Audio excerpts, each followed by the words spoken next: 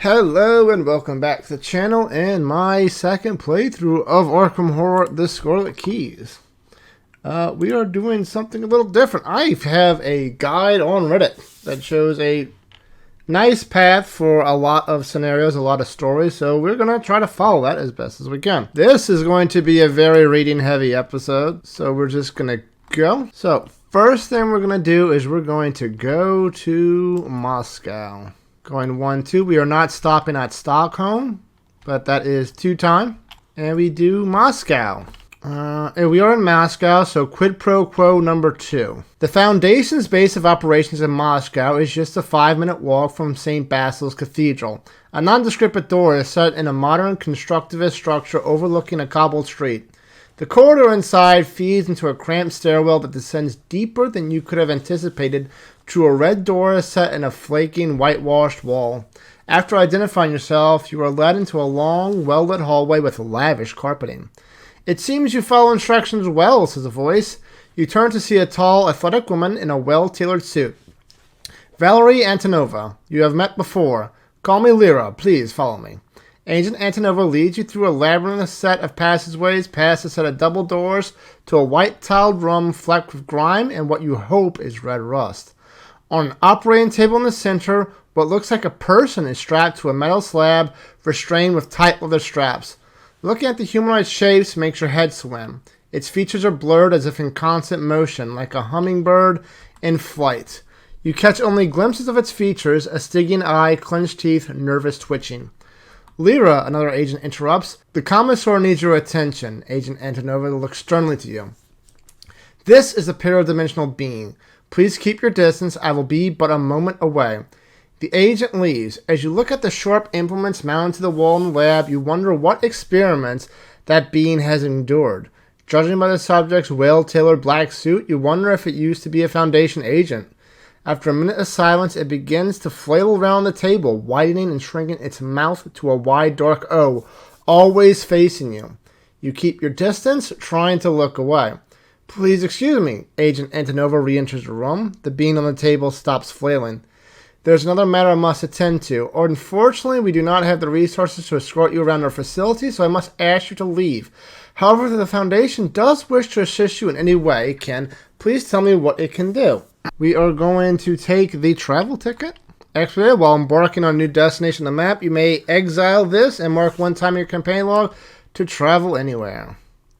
We'll give it to the lead investigator. Next, we are going to spend 1 time to go to Tunguska. Nothing there. Then we're going to Kathmandu, which is down here.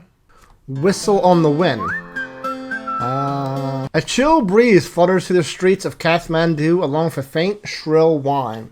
To the north, the Himalayas loom over the city, only their peaks illuminated by the westward sun. Pinks and purples bathe the sky in vibrant beauty. You could stare at such a breathtaking sight forever, but you have a job to do. Despite the quiet, peaceful evening, that soft, short piping does not cease, like an aching sense of dread in the back of your mind.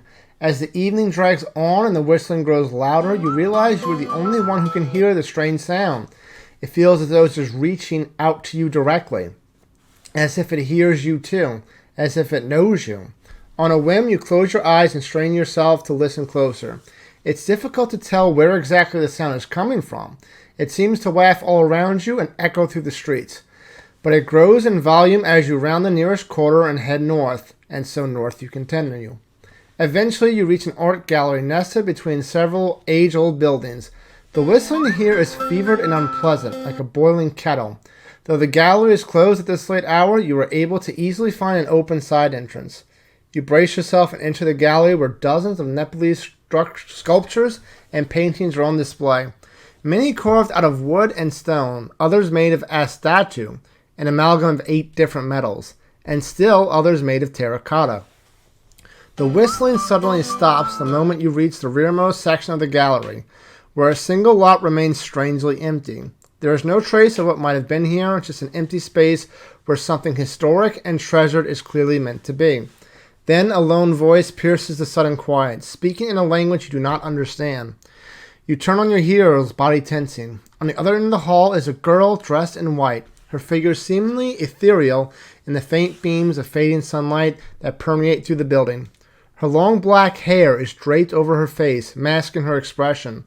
A long scarlet sash wrapped around her waist flutters behind her, despite the fact that there is no breeze. You freeze. The figure of the girl does not move. Her hair and sash drift steadily in the stillness. Then she speaks once more. Again, you don't understand a single word of it, though you notice that she has switched languages. Recognizing a few root words, you realize she is using Latin. She speaks again, this time in what sounds like ancient Greek. If she is trying to communicate with you, it may be wise to play along. You ask her what she's doing here, why she guided you here. Her response is in yet another language that eludes you. This one sounds somewhat like a blend of Egyptian and Greek. Read only if investigator has drifter, excluding Winnie Adams. I don't think either of us are drifters. Due to the language barrier, it's difficult to get a sense of what she wants from you. As you attempt to decipher her intent, she approaches slowly, her steps making no sound whatsoever along the wooden floor. She gestures to the empty lot next to you and whistles softly, as though the sound might carry with it some meaning. You wonder if perhaps there might have once been something here, and then you realize it is gone, vanished from history without so much as a trace. You recall the woman's name from the Foundation's dossier and ask her if she is also on the trail of the entities responsible for these kinds of disappearances. Aliki Uparitu does not seem to understand you, but she tilts her head in recognition at the sound of her own name. Then she wrenches something from around her neck and extends it to you in a closed fist. The lead investigator must decide, accept her offering or do not. We're going to be nice and accept the offering, when to tell the when to. You extend your hand and a small device on a silver chain falls into your palm. It's a whistle, carved out of bone to look like the head and beak of a white raven. Glancing back up to Aliki, she points toward the plaque next to the empty lot and says something once more in what sounds to you like Latin. You ask what she's after and what the significance of the whistle is, but she remains cryptically silent. Turn over the whistle in your hand, you find no markings or clues as to its purpose. When you glance back up to question Aliki, she has vanished, replaced once more with a cold wind that seeps into your skin. Then, though no one else seems to hear it, the piping returns, soul-wrenching, ear-splitting. It does not cease for as long as the whistle remains in your possession. In your campaign log, record the cell possesses a mysterious whistle. Each investigator suffers one mental or physical trauma. Perfect. Just what I want. Remove one elder thing from the deck and add one tablet. We don't have anything. We're at 4 tablets. So if we get another tablet, we get XPs. I may embark, which I will. Next, we are going to Shanghai. We will stop and help Flint. We will not be doing Shades of Suffering, though. He's just going to have to do that on his own. Nope, I got the time wrong. We are at 7, because 2 to get to Moscow, 2 to get to Kathmandu, and 1 to get to Shanghai, and we started with 2. So, first we're going to read Alpha, which is on page 69. Nice. As your travels continue, the Foundation receives more and more reports of strange disappearances. With each new dossier you read, you worry that it's only a matter of time before there is nothing left. Add a cultist to the chaos bag. Perfect. Now we're doing Shanghai. You send a missive to Agent Flint ahead of your arrival, saying a meeting place and time, Jingen Temple at noon, and head there as soon as you arrive, entering the broad stone courtyard at the temple's entrance. After a short while, a tourist approaches you and asks in English, "You sure you're alone?" It takes you a moment to realize that the tourist is none other than Flint, in a subtle yet convincing disguise. He narrows his eyes at your stare. "Answer me," he says, scanning the surroundings. You assure him that you haven't been followed. Can't be too careful. Eyes everywhere. I have a lead on one of these courtiers here in Shanghai, just like the Foundation's intel suggested.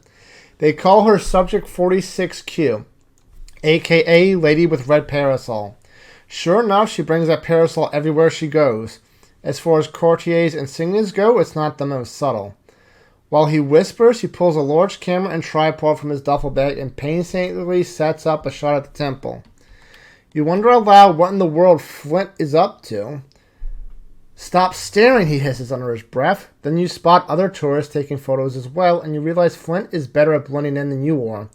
The last time I saw the lady with the parasol, she was leaving a meeting between several wealthy British and Chinese businessmen Railwaymen, he says quietly, head still down. Women aren't usually allowed at such meetings, nor regular citizens. To be in that room, you have to be able to get the attention of those powerful men, which means you're either very powerful or obscenely wealthy.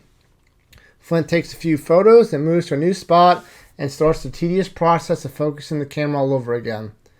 Within 2 weeks of that meeting, they announced a lucrative new contract. It seems all their competitors were convinced, for one reason or another, to step away from the project, which left them to write their own ticket, name their own price. He slowly scans the courtyard again, careful to move just his eyes and not his head.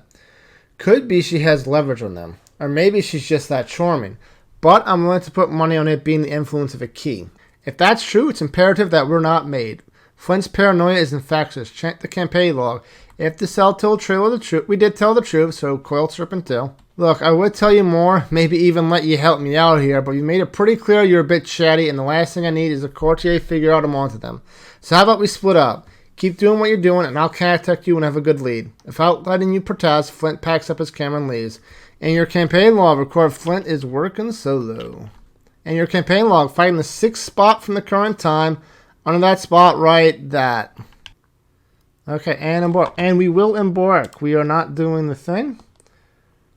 So then we go to Maracaqua into Sydney, which is 2 more time. And let us see what's in store in Sydney. Ringing Hollow. Check how much time has passed. Less than 20 has passed, so we're going to Ringing Hollow number 1. You arrive in Sydney and immediately search for the agent described in Taylor's dossier, finding her safe house in an old condemned warehouse by Botany Bay. On the eastern side of the city, she has an entire wall of filing cabinets containing years and years of research, and her table is covered in a mess of maps and photographs. Ah, the new cell, she regards you, flipping on a fluorescent light that coldly illuminates the room. The name is Quinn. The commissioner told me you might drop by. You ask her what kind of intel she might have to aid your investigation, which earns you a chuckle. What don't I have? Well, let me show you what I'm looking into right now. We did tell her the truth, so we go to number 2. I've been looking into the disappearances you mentioned to Taylor. She's concerned about these events, but perhaps not as much as she should be. She hands you a file from her table and leans back as you examine it. It's a host of information regarding missing buildings, sites, in some cases even entire villages, all of which vanish mysteriously and without explanation. Sound familiar? You nod and inform Quinn this is precisely the kind of thing you've been looking into before you were recruited to the Foundation. You take the time to tell Quinn everything you know regarding the strange entities you have spotted numerous times in your travels, and what their presence does to objects and people alike. This lines up with my research, she says, motioning her cluttered table.